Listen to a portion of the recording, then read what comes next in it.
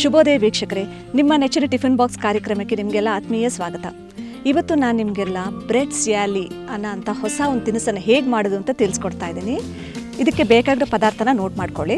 ಉಪ್ಪು, ಟೊಮ್ಯಾಟೊ, ಎಣ್ಣೆ, ಉದ್ದಿನಬೇಳೆ, ಸಾಸಿವೆ, ಕಡಲೆಬೇಳೆ, ಸಾಂಬಾರು ಪುಡಿ, ಹಸಿಮೆಣಸಿನ್ಕಾಯಿ, ಜಿಂಜರ್ ಗಾರ್ಲಿಕ್ ಪೇಸ್ಟ್, ಕರಿಬೇ ಸೊಪ್ಪು, ಕೊತ್ತಂಬರಿ ಸೊಪ್ಪು, ಸಕ್ಕರೆ, ಟೊಮ್ಯಾಟೊ, ಈರುಳ್ಳಿ ಹಾಗೂ ಕಟ್ ಮಾಡಿರುವಂಥ ಬ್ರೆಡ್ ಪೀಸಸ್.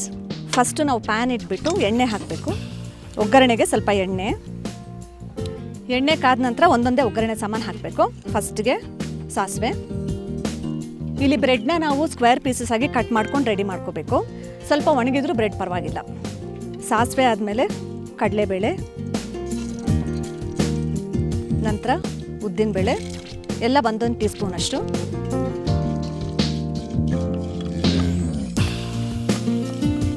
ಇದಾಗ್ತಾ ಇದೆ. ಇವಾಗ 4 ಹೆಚ್ಚಿರುವಂಥ ಹಸಿಮೆಣಸಿನ್ಕಾಯಿ, ನಂತರ ginger garlic paste 1 tea spoon ಅಷ್ಟು,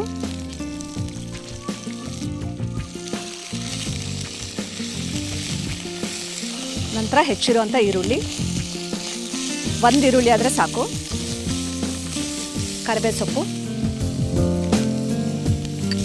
ಈರುಳ್ಳಿ ಸ್ವಲ್ಪ ಬಾಡಿದ ಮೇಲೆ ಹೆಚ್ಚಿರುವಂಥ 1 ಟೊಮ್ಯಾಟೊ ಹಣ್ಣು,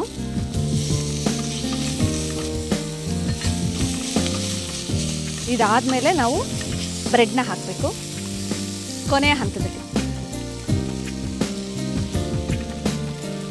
ಬ್ರೆಡ್ ಸ್ವಲ್ಪ ಸಾಫ್ಟ್ ಆದಮೇಲೆ ಉಪ್ಪು ಮತ್ತು ಸಾಂಬಾರು ಪೌಡರ್. ಈ ಸಾಂಬಾರು ಪೌಡರ್ ಹಾಕೋದ್ರಿಂದ ಇದು ರುಚಿನೇ ಒಂಥರ ಡಿಫ್ರೆಂಟ್ ಆಗಿರುತ್ತೆ.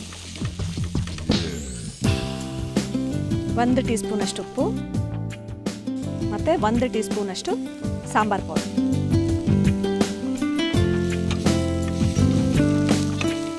ಕೊನೆಯಲ್ಲಿ ಕೊತ್ತಂಬರಿ ಸೊಪ್ಪು. ಇದರಿಂದ ರುಚಿ ಹೆಚ್ಚಾಗುತ್ತೆ.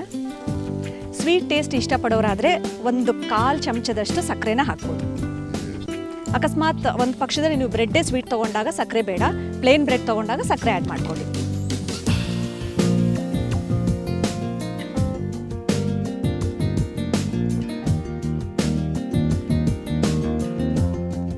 ತುಂಬಾ ಕಡಿಮೆ ಸಮಯದಲ್ಲಿ ಜಸ್ಟ್ 5 ನಿಮಿಷದಲ್ಲೇ ಸಿದ್ಧವಾದಂಥ ರುಚಿಯಾದ ಬ್ರೆಡ್ ಸ್ಯಾಲಿ ನೋಡ್ಕೊಂಡ್ರಲ್ಲ ವೀಕ್ಷಕರೇ, ನೀವು ಟ್ರೈ ಮಾಡ್ತೀರಲ್ವಾ? ಮತ್ತೆ ಭೇಟಿ ಆಗ್ತೇನೆ ನಾಳಿನ ಸಂಚಿಕೆಯಲ್ಲಿ. ಅಲ್ಲಿ ತನಕ ನಮಸ್ಕಾರ.